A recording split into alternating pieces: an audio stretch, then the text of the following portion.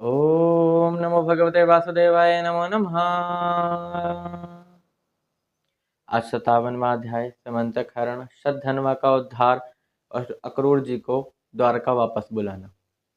सुखदेव जी कहते हैं कि यह बात श्री कृष्ण अच्छे से जानते थे कि कुंती और पांडवों का कोई बाल भी बांका नहीं कर सकता।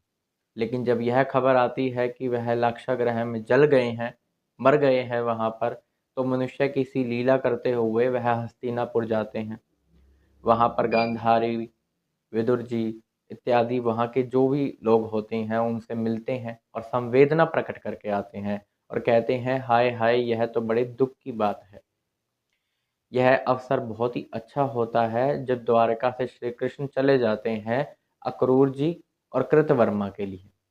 यह दोनों क्या करते हैं, शतधन्वा जो कि एक पापी था, दुर्बुद्धि था, तो उसको कहते हैं कि सत्यजीत ने तुम्हें वादा किया था कि वह अपनी कन्या का विवाह तुम्हारे साथ करेंगे, लेकिन उन्होंने तो अपनी कन्या ब्याह दी किसको, श्री कृष्ण को।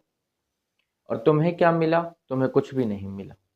और जो मणि के हकदार तुम हो और वह मणि अब सत्यजीत के पास है, तो तुम सत्यजीत को मार दो और वह मणि तुम ले लो। इस प्रकार पहले से ही वह पापी था और ऊपर से यह सब बातें कह दी। वह कहाँ रुकने वाला था, अब चल दिया सत्यजीत के यहाँ। वहां पर जब वह सोए हुए थे तब उनको उसने मार दिया और वह समंतक मणि ले ली। वहां की रानियां, वहां पे जो लोग थे वह रो रहे थे, वो रानियां विलाप कर रही थी, कह भी रही थी मत मारो, लेकिन वह लालच आ गया था उसके मन में, उस मणि का लालच आ गया था। तो वह मणि के चक्कर में उसने, जैसे कसाई एक पशु को काट देता है, उसने सत्यजीत को काट दिया। अब वह मणि लेकर बैठा है।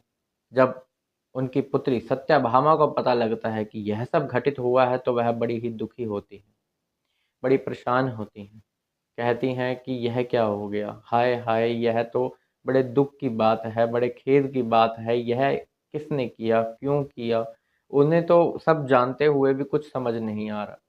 जब वह होश में होती तब रो रही होती और रोते रोते बेहोश हो जाती, और जब दोबारा होश में आती फिर से रोने लग जाती।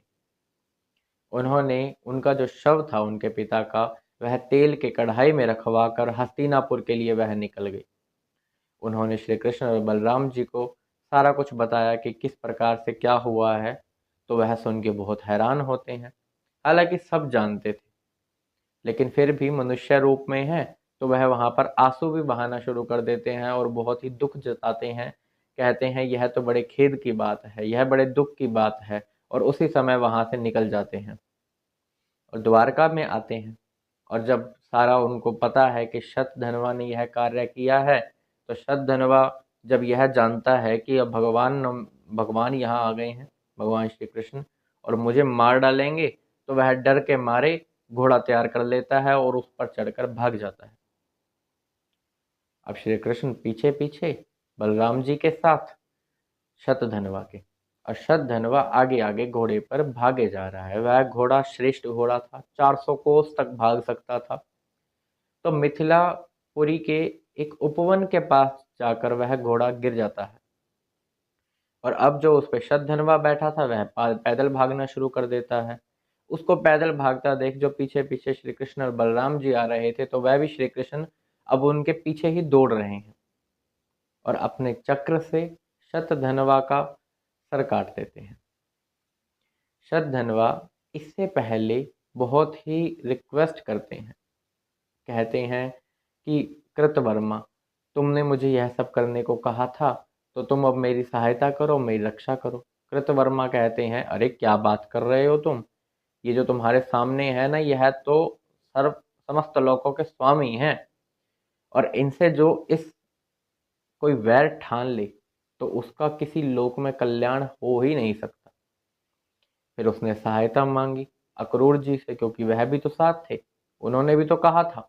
अक्रूर जी कहते हैं, अरे क्या बात कर रहे हो तुम, इन्होंने तो 7 वर्ष की उम्र में एक हाथ से गिरिराज पर्वत को उठा दिया था और कैसे कैसे कार्य किए हैं। तुमने तो कंस वाली बात सारी सुनी ही हुई है, तो फिर भी तुम क्या बात कर रहे हो। दोनों के दोनों अपने हाथ खड़े कर लेते हैं और पीछे हो जाते हैं। इसी वजह से शतधन्वा को मणि वहीं रखकर भागना पड़ता है। अब मणि किसको दी उसने, यह नहीं पता था किसी को, लेकिन जब उसका वध हो जाता है और उसके कपड़ों में देखा जाता है भगवान श्री कृष्ण के द्वारा, तो स्यमंतक मणि उसके कपड़ों में नहीं है। बलराम जी को कहते हैं इसका वध तो हो गया और मणि भी इसके कपड़ों में नहीं है, हमने तो इसे व्यर्थ में ही मार दिया।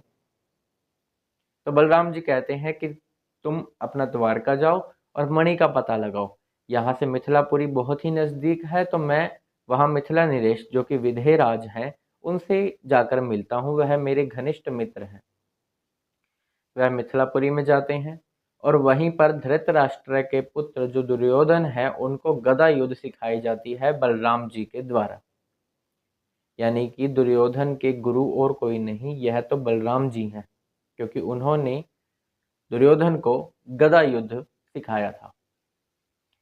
अब श्री कृष्ण जब वहां पर आते हैं और कहते हैं मणि तो नहीं मिली और ऋषभधनवा मारा गया है, यह सब जब पता लगता है तो अक्रूर जी और कृतवर्मा के मन में भय आ जाता है और वह द्वारका से भाग जाते हैं।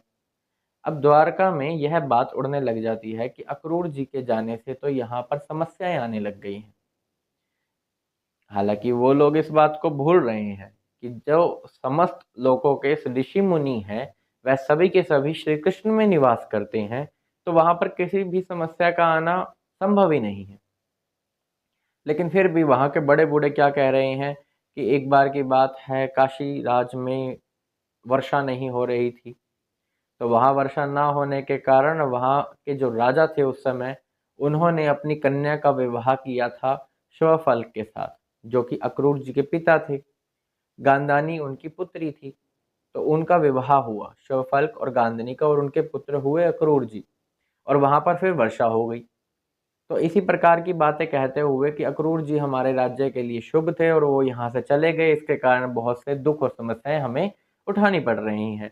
तो जब श्री कृष्ण को ऐसा पता लगता है, श्री कृष्ण भगवान को, कि यह सब बातें चल रही हैं, तो प्रजा का हित करना एक राजा का धर्म है, तो वह वैसा ही करते हैं, दूत भेज देते हैं कि जाओ तुम अपना अक्रूर जी को ढूंढ के लाओ। अक्रूर जी मिल जाते हैं, उनको द्वारका वापस बुलाया जाता है श्री कृष्ण के द्वारा। उनको कहते हैं कि तुम्हें तो पता ही है कि सत्यजीत का कोई पुत्र नहीं था, तो उसका जो पिंडदान, जो मरने के बाद क्रियाएं की जाती हैं, वह सभी उनकी लड़की के लड़के ने करी हैं, तो इस मणि का अधिकार भी उन पर ही होना चाहिए। लेकिन तुम ये मणि रख लो, कोई बात नहीं, तुम द्वारका वापस आ जाओ, यह मणि उनको दिखा दो, ताकि बलराम जी, सत्याभामा और जामवती के मन में जो संदेह है वह दूर हो जाए कि मणि मिल गई है। तो वैसा ही करते हैं, श्री कृष्ण सबको मणि दिखाते हैं और मणि फिर वापस भी कर देते हैं अक्रूर जी को।